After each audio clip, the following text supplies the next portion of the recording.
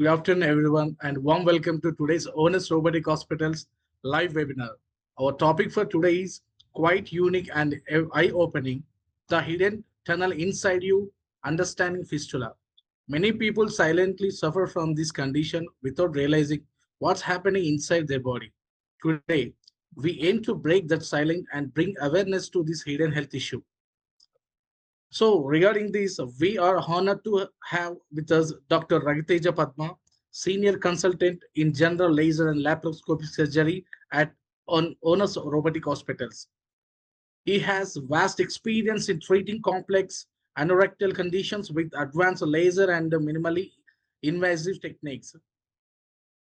Doctor, we are delighted to have you with us today to shed light on this important topic. So, over to you, sir.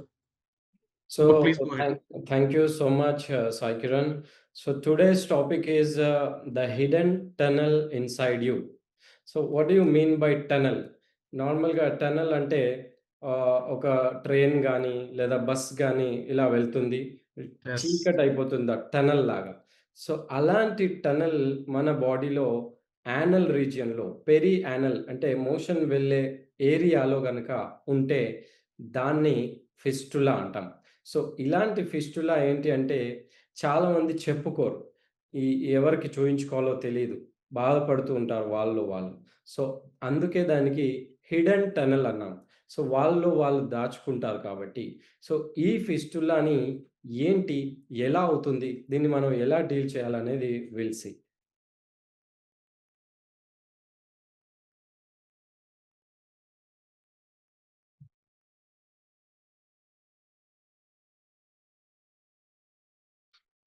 Everybody, feel free to drop your questions in the chat box. So we'll take them up towards the end of the session during the Q&A segment. Yeah, myself, Dr. Raghuteja. I am a laser and laparoscopic surgeon, senior consultant at Onus Robotic Hospitals. So I have dealt with many such cases like fistula, hemorrhoids, and most of the perianal problems, perianal abscess, something like that. So today we will focus our topic related to fistula. A software employee came to me, like he had a problem of fistula. He came with the complaints of discharge from perianal region. So on and of ఆయనకి perianal reason నుంచి some discharge అవుతూ ఉంటుంది. అది liquid టైప్లో కానీ అప్పుడప్పుడు పస్ కూడా వస్తూ ఉంటుంది. కానీ ఆయన ఏంటి అంటే ఎవరికి చెప్పుకోవాలి, ఆ ఏరియా వచ్చేసి సెన్సిటివ్ ఏరియా ఒకటి, రెండోది అందరికీ చెప్పుకోలేము, మూడోది ఎవరిని కలవాలి అనే ఒక క్వశ్చన్ మార్క్. సో అదొక ఎంబరాస్డ్ ఫీలింగ్ అనేది ఉంటుంది. ఈ ప్రాబ్లంతో కొన్ని ఇయర్స్గా తనలో తాను సాఫ్ట్వేర్ ఎంప్లాయ్ అయినప్పటికీ సఫర్ అవుతూ ఉన్నాడనమాట. So one day he came to me with this complaints. ఏంటి అంటే యానల్ రీజన్ దగ్గర ఒక స్వెల్లింగ్, దాంతోపాటు ఒకేషనల్లీ లీక్ అవుతుంది, ఫస్ట్ డిశ్చార్జ్ లాగా అవుతూ ఉంటుంది.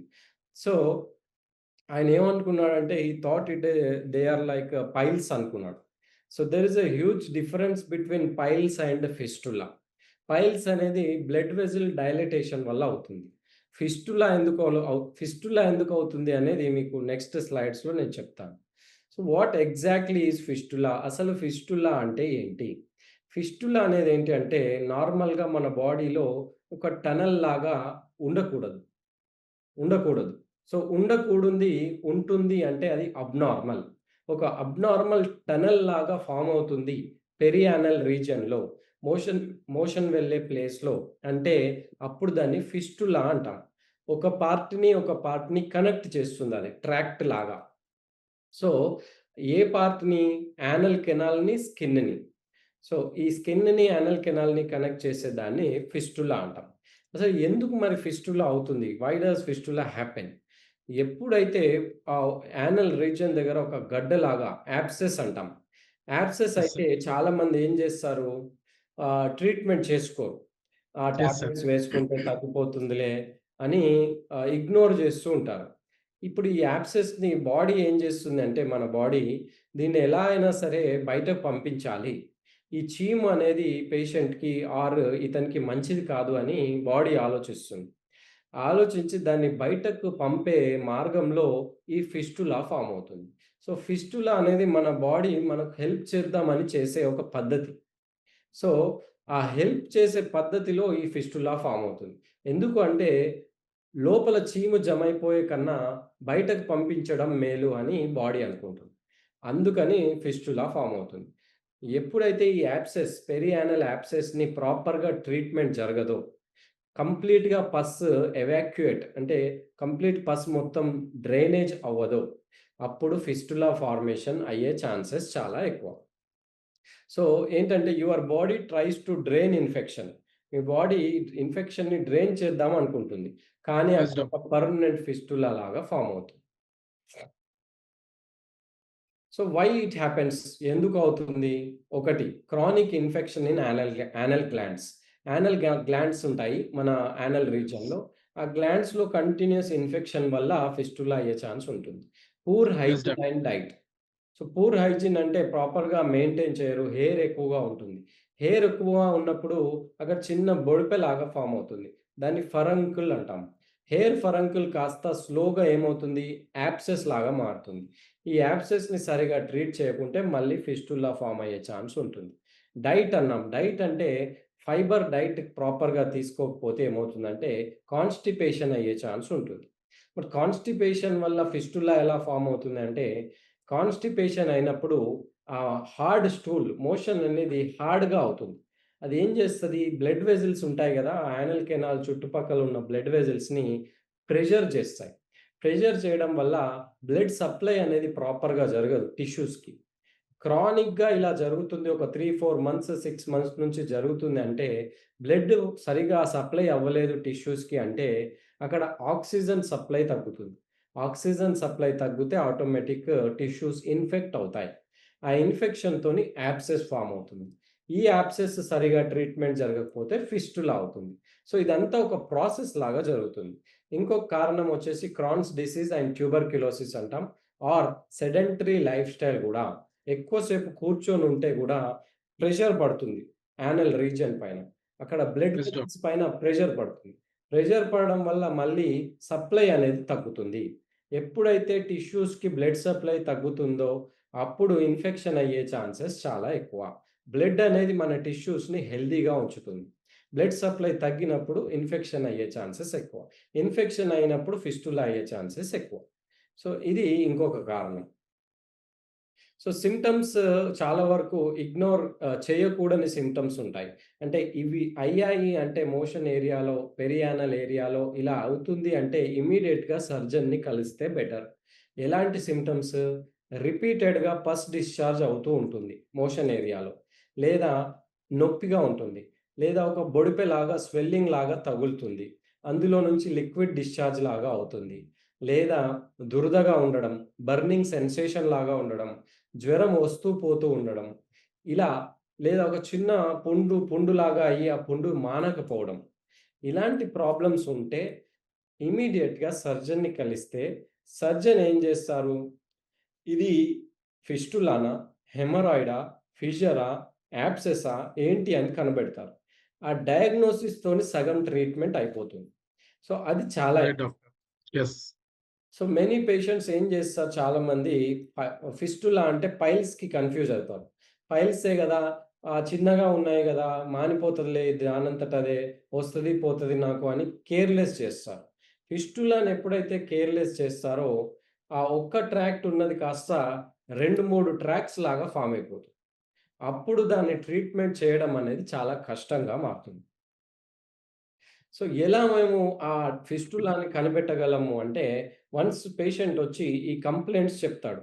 సార్ నాకు ఒక చిన్న బొడిపెలాగా తగులుతుంది మోషన్ ఏరియాలో. Yes, అలాగే doctor. Exactly. యాహ్! దాంతో పాటు డిశ్చార్జ్ అవుతూ ఉంటుంది. తడి తడిగా ఉంటుంది.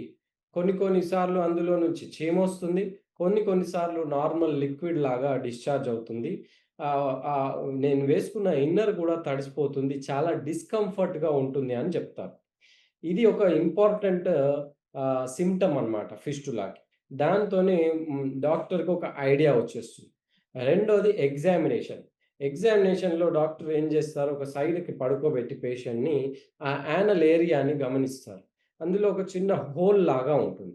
హోల్ లాగా ఉంది అంటే అది ఫిస్టులా అని అర్థం. సో, అట్లా 50-60% డయాగ్నోసిస్ అయిపోతుంది. ఇప్పుడు మరి కన్ఫర్మ్‌గా ఎలా తెలుస్తుంది ఇది ఫిస్టులా అంటే ఎంఆర్ఐ ఫిస్టులోగ్రామ్. ఎంఆర్ఐ స్కాన్ చేస్తే ఈ కన్ఫర్మ్‌గా ఫిస్టులా ఉంది అని అర్థమవుతుంది. ఎగ్జాక్ట్. ఎంఆర్ఐలో ఇంకా ఏం తెలుస్తుంది అంటే ఫిస్టులాతో పాటు ఎన్ని ట్రాక్స్ ఉన్నాయి? ఒకటే ఉందా? 2 ట్రాక్స్ ఉన్నాయా? దాంతో పాటు ఎంత లోపలికి ఉంది? ఎంత సర్జరీ చేయాలి ఈ పేషెంట్‌కి?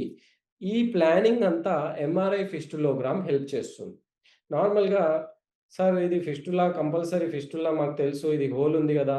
ఇందులో నుంచి డిశ్చార్జ్ అవుతుంది. మరి స్కాన్ ఎందుకు? ఇలా గూడా క్వెషన్స్ అడుగుతారు. స్కాన్ ఎందుకంటే సర్జరీని ప్లాన్ జేయడానికి.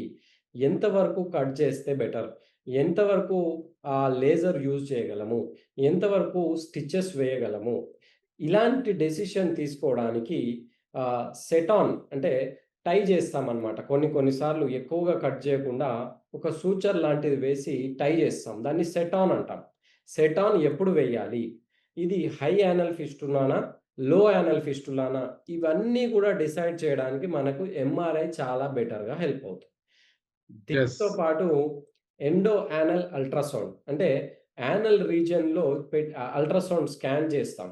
దీనివల్ల మనకేం తెలుస్తుందంటే ఆ టనెల్ క్లియర్‌గా కనబడుతుంది.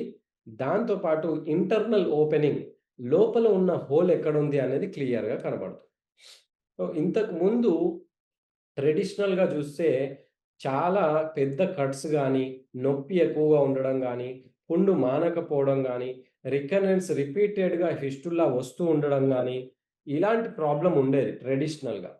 ప్రస్తుతానికి మనం ఏం చేస్తున్నామంటే, లేజర్ ఫిస్టులా సర్జరీ చేస్తున్నాం. ఈ లేజర్ ఫిస్టులాస్ ద్వారా చాలా చిన్న కట్స్ ఉంటాయి. ఎక్కువ బ్లీడింగ్ ఉండదు. నొప్పి చాలా తక్కువగా ఉంటుంది. ఇమ్మీడియేట్‌గా వితిన్ 1 డే పేషెంట్ డిశ్చార్జ్ అయిపోతారు. అండ్ రికరెన్స్ కూడా చాలా తక్కువగా ఉంటుంది.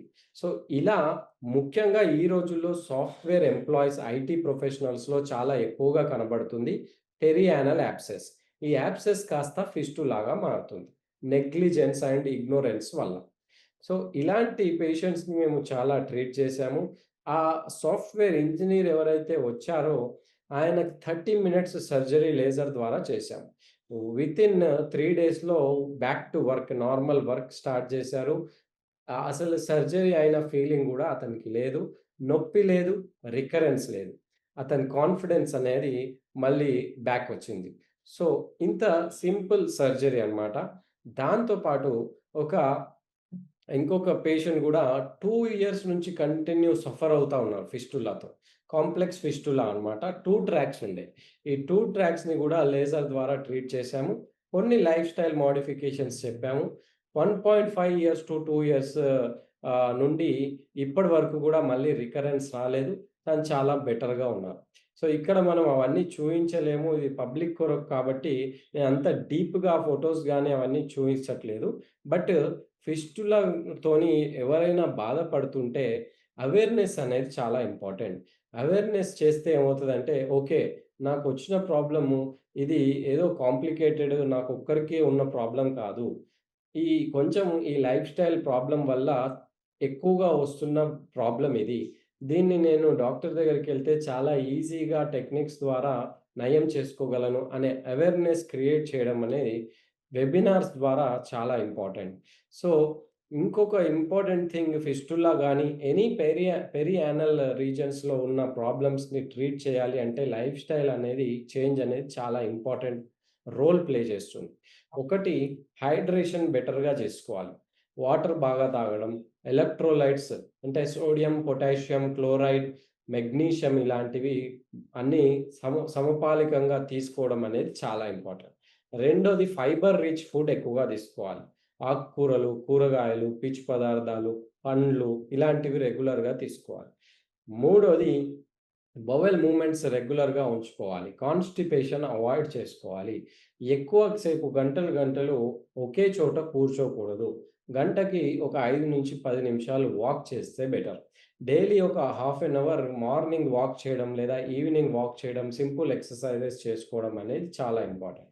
దీనివల్ల కాన్‌స్టిపేషన్ అవాయిడ్ అవుతుంది. ఒబెసిటీ గూడా అవాయిడ్ చేయొచ్చు. సో, ఈ లేజర్ ద్వారా మనం ఈ ఫిస్టులాని ఈజీగా ట్రీట్ చేయొచ్చు. లైఫ్ స్టైల్ ద్వారా లైఫ్ స్టైల్ ద్వారా ఫిస్టులాని అవాయిడ్ చేయొచ్చు. మళ్ళీ రికరెంట్ అవ్వకుండా ప్రివెంట్ కూడా చేయొచ్చు. సో, కొన్ని మిత్స్ అంటే ఫిస్టులా అంటే చాలా మందికి మిత్స్ ఏముంటాయంటే ఇవి పైల్స్ అనుకుంటారు. పైల్స్‌కి, ఫిస్టులాకి చాలా డిఫరెన్స్ ఉంటుంది. 2 కంప్లీట్‌లీ డిఫరెంట్ పాథాలజీస్. ఫిస్టులా అంటే టనల్ లాగా, ట్రాక్ట్ లాగా ఫార్మ్ అవుతుంది. అదే పైల్స్ అంటే ఏంటంటే బ్లడ్ వెసెల్స్ యానల్ కెనాల్‌లో ఉన్న బ్లడ్ వెసెల్స్ డైలేట్ అవుతాయి. వాటిని పైల్స్ ఆర్ హెమరాయిడ్స్ అంటాం. సర్జరీ కంపల్సరీ రికరెన్స్ అవుతుంది. మళ్ళీ మళ్ళీ వస్తుంది అనే అపోహలో ఉంటారు చాలామంది. So, modern exactly. లేజర్ ట్రీట్మెంట్స్‌తో అలాంటి ప్రాబ్లమ్ లేదు. అండ్ ఎక్స్‌పీరియన్స్ సర్జన్‌ని గనుక మీరు మీట్ అయితే రికరెన్స్ చాలా వరకు అవాయిడ్ చేయొచ్చు. ఫిస్టులాకి చాలామంది సెటాన్ ఎక్స్‌చేంజ్ అని బయట క్షారసూత్ర అని అలా చేస్తూ ఉంటారు. సో, అలాంటివి ఏమంటే చాలా వరకు కాంప్లికేట్ అయ్యి మా దగ్గరికి వస్తా ఉంటారు. సో, చాలా వరకు కొన్ని కొన్ని ఒక 100లో మేబీ 10, 15, 20 బెటర్ అవుతుండొచ్చు.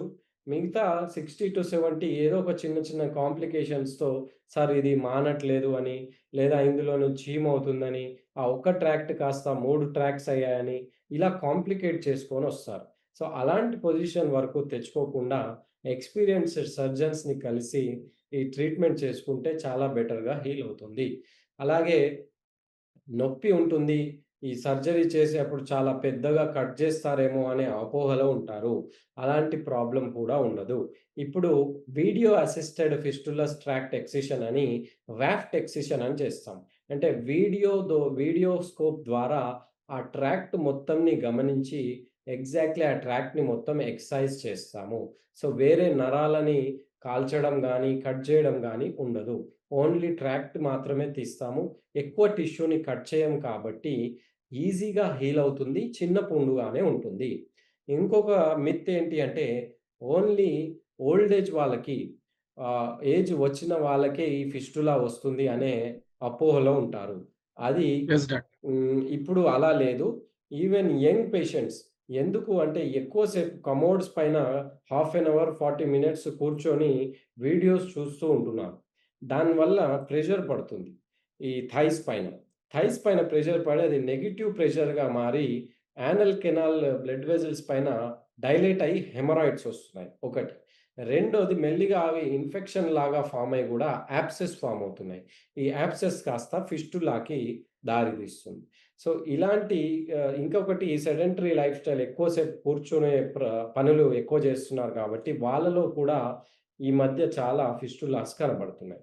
సో, ఇదంతా మిత్స్ అనమాట. ఓల్డ్ ఏజ్‌లోనే వస్తది అనేది కాదు. యంగ్ పేషెంట్స్‌లో గూడా రావచ్చు. సో, ప్రివెన్షన్ చాలా ఇంపార్టెంట్. ఎలా ప్రివెంట్ చేయాలంటే ఎప్పుడైతే యాబ్సెస్ ఫార్మ్ అయింది, యానల్ కెనాల్ దగ్గర పస్ ఫార్మ్ అయింది, యాబ్సెస్ ఫార్మ్ అయింది అంటే ఇమ్మీడియేట్‌గా మీ సొంత ట్రీట్మెంట్ చేసుకోకుండా, సొంత మెడికేషన్స్, యాంటీబయోటిక్స్ మెడికల్ షాప్‌లోకి వెళ్లి అడిగి వేసుకొని సగం సగం ట్రీట్మెంట్ చేసుకుంటే, ఆ సగం సగం ట్రీట్మెంట్ కాస్త మీకు చాలా ఇబ్బంది పెట్టే అవకాశం ఉంది ఫ్యూచర్‌లో. అందుకే యెస్. యెస్. ఇమ్మీడియేట్‌గా సర్జన్‌ని కలిస్తే సర్జన్ అడ్వైస్ చేస్తారు. ఏంటి? ఈయనకి టాబ్లెట్స్ సరిపోతాయా? ఇంజెక్షన్స్ పెట్టాలా? లేదా దాన్ని కట్ చేసి ఆ చీముని తీసేయడం ఇమ్మీడియేట్‌గా చేయాలా? అనేది చాలా ఇంపార్టెంట్. యెస్ ఎప్పుడైతే డాక్టర్. యానల్ కెనాల్ రీజియన్‌లో చీము పట్టిందో దాన్ని ఎంత తొందరగా అయితే అంత తొందరగా తీసేసుకుంటే చాలా బెటర్. రెండోది కాన్‌స్టిపేషన్ అవాయిడ్ చేయాలి. మోషన్‌ని ఎప్పుడుకు ఫ్రీగా ఉంచుకోవాలి. యానల్ ఏరియాని క్లీన్‌గా ఉంచుకోవాలి. మంచి food, healthy diet, organic food, cold pressed and wood pressed ఆయిల్స్‌ని ప్రిఫర్ చేయాలి. డిశ్చార్జ్ గాని, పస్ డిశ్చార్జ్, లిక్విడ్ డిశ్చార్జ్ గాని, నొప్పి గాని, స్వెల్లింగ్ గాని ఉంటే వాటిని ఇగ్నోర్ చేయొద్దు. ఇమ్మీడియేట్‌గా సర్జన్‌ని కలవాలి. ఫిస్టులా అంటే అదేదో పెద్ద రోగం గాదు. మీ బాడీ మీకు ఇచ్చే ఇండికేషన్. ఏమని అంటే something is wrong with your body అని చెప్తుందనమాట. A fistula is your body's way of saying something's not right inside. ఏదో తప్పు జరుగుతుంది. ఏదో ప్రాబ్లమ్ ఉంది నీ మోషన్ ఏరియాలో. సో, చూయించుకో డాక్టర్‌కి అని ఇండికేషన్ ఇవ్వడమే fistula. So, okay. Listen early, act early, heal completely. So ఇలాంటి Exactly, doctor. ఫిస్టులా ప్రాబ్లమ్ అయింది అంటే ఇమ్మీడియేట్‌గా మీరు డాక్టర్‌ని అప్రోచ్ అయితే హీల్ కంప్లీట్‌గా అవుతుంది. కాంప్లికేట్ అవ్వకుండా ఉంటుంది. కీ టేక్ అవేస్ ఏంటి అంటే ఫిస్టులా అనేది ఒక హిడెన్ టనెల్. రెండోది మోడర్న్ లేజర్ ట్రీట్మెంట్‌తో బెస్ట్ రికవరీ, ఫాస్టర్ రికవరీ అవుతుంది. అది నేను ఎక్స్‌పీరియన్స్‌డ్ సర్జన్ దీంట్లో మీకు చాలా బెటర్‌గా ట్రీట్మెంట్ చేసే బాధ్యత నాది. మూడోది లైఫ్ స్టైల్ ప్రివెంట్ చేయడానికి ఆర్ రికరెన్స్ అవాయిడ్ చేయడానికి లైఫ్ స్టైల్ చేంజెస్ చేసుకోవడం అనేది చాలా ఇంపార్టెంట్. నాలుగోది అవేర్‌నెస్. అవేర్‌నెస్ లేకపోవడం వల్ల పైల్స్‌కి, ఫిస్టులాకి కన్‌ఫ్యూజ్ అయ్యి, ఫిషర్‌కి, ఫిస్టులాకి కన్‌ఫ్యూజ్ అయ్యి వాటిని అలానే ఉంచుకొని కాంప్లికేట్ చేసుకుంటారు. అలాంటి ప్రాబ్లమ్ చేసుకోకూడదు.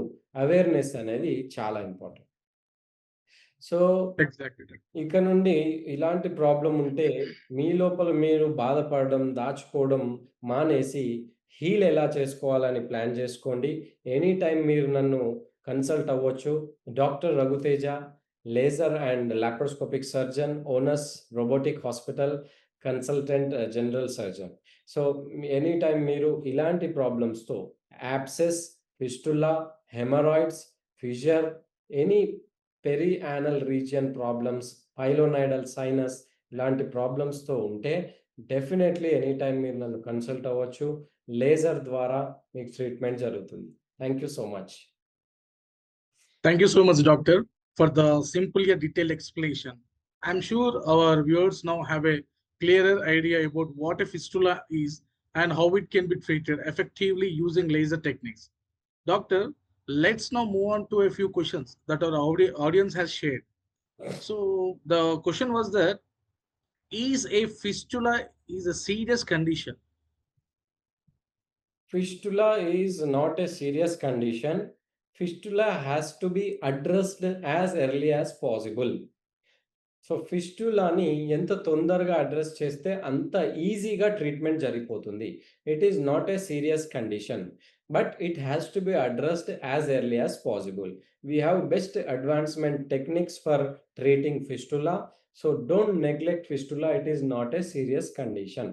People have this in mind that fistula is a complicated thing. It is not easy to treat. There are high chances of recurrence.